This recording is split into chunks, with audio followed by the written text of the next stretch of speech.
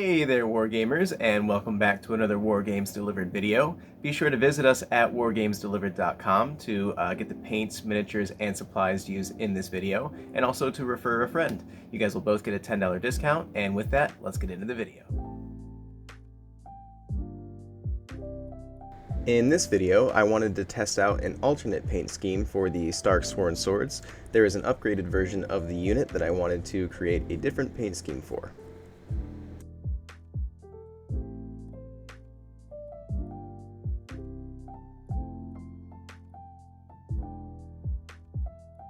To start out, I wanted this paint scheme to sort of complement my other units of Sworn Swords, but also have a bit of a more elite look to represent Eddards Honor Guard as a separate unit. Both of these units in the game are represented with the same models, so this was a good opportunity to try out something new with the new SPEEDPAINT 2.0s. Using Grim Black, we're looking to cover the boots and his scabbard for his sword with this color, and in this video I'm using a 2:1 ratio of speed paint to medium to thin my paints down.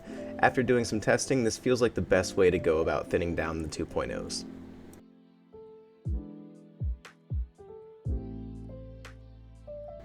This paint looks a bit lighter than it dries, but it also takes a second coat very well if it's not dark enough after one for you.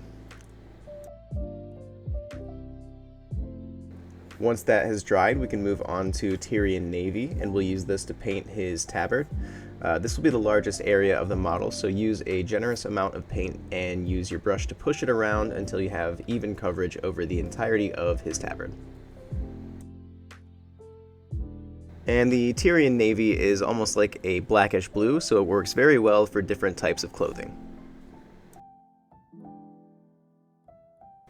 And now we're going to move on to Satchel Brown to paint the wood on his shield and some of the detail on his clothing as well. This speed paint is becoming one of my favorite browns to use because of how versatile it is. I didn't show this off in this video, but if you do need to clean up any of the areas, just try to recreate your base coat with matte white or light gray and clean those up, and then go back to the speed paint that you need to fix those areas.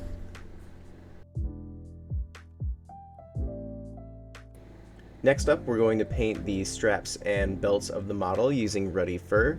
This is a bit more of a lighter reddish brown than the Satchel Brown, and they really work well to complement each other for different tones in leather and wood areas.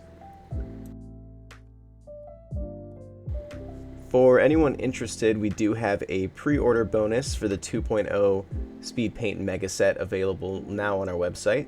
This set releases on the 22nd of April, so there's plenty of time to get your orders in.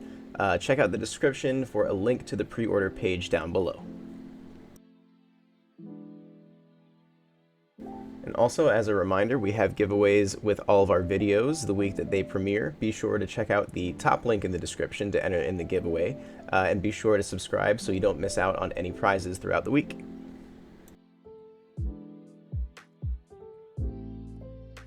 For the next step, we will add a bit of Ashen Stone to the trimming of his tabard.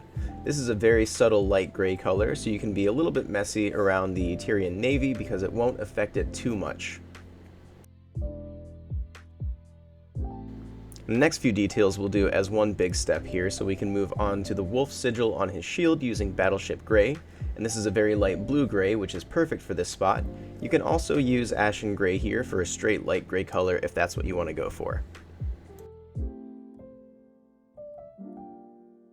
And lastly, for these quick few steps, we can paint the skin using Peachy Flesh.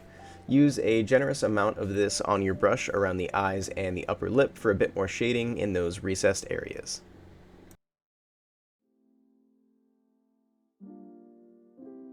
And we will come back towards the end of the video to clean up and pick out any fine details like the mustache. So for now, just focus on finishing the speed paint steps first.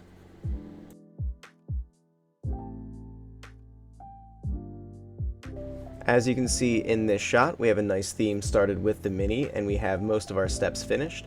Now we'll use Broadsword Silver on all of the metallic areas like the sword, the chainmail, and the helmet.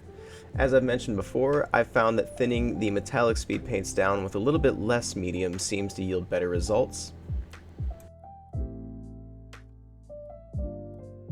And around this point in the process, you will want to try to stay neat and avoid painting on other areas that we've already painted, since most of it is already painted. Have your base coat color handy to clean up any mistakes before fixing them with the speed paint that you need before moving on.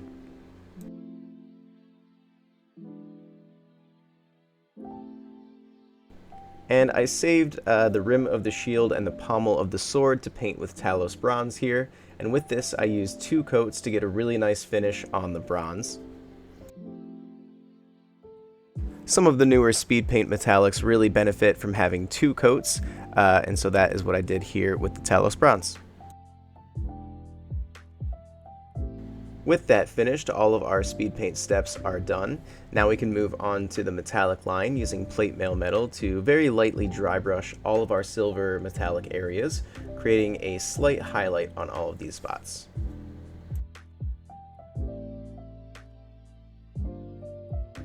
For this step, I'm actually using a wash brush to dry brush this on. If you use this method, you'll have much more control, but you'll run out of paint faster on your brush.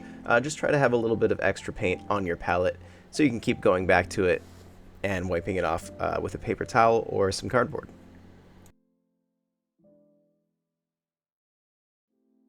And once you've finished the dry brush step, we can also use this paint to paint the smaller rivets on the shield as well, using a precise detail brush for really good control against the Talos Bronze that we painted earlier. And last but not least, we will switch to matte black to paint in the mustache and some of the tassels on the model. Again, using a smaller brush to keep good control over these smaller detailed areas and around the areas that we've already painted.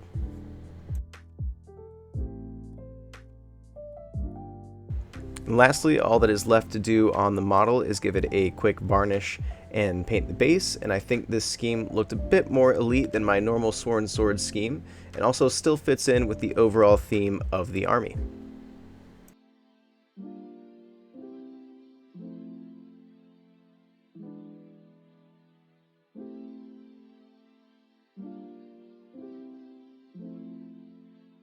Thank you guys so much for watching. Be sure to like, comment, and subscribe for more painting tutorials, and also be sure to check out the top link in the description for the giveaway attached to this video.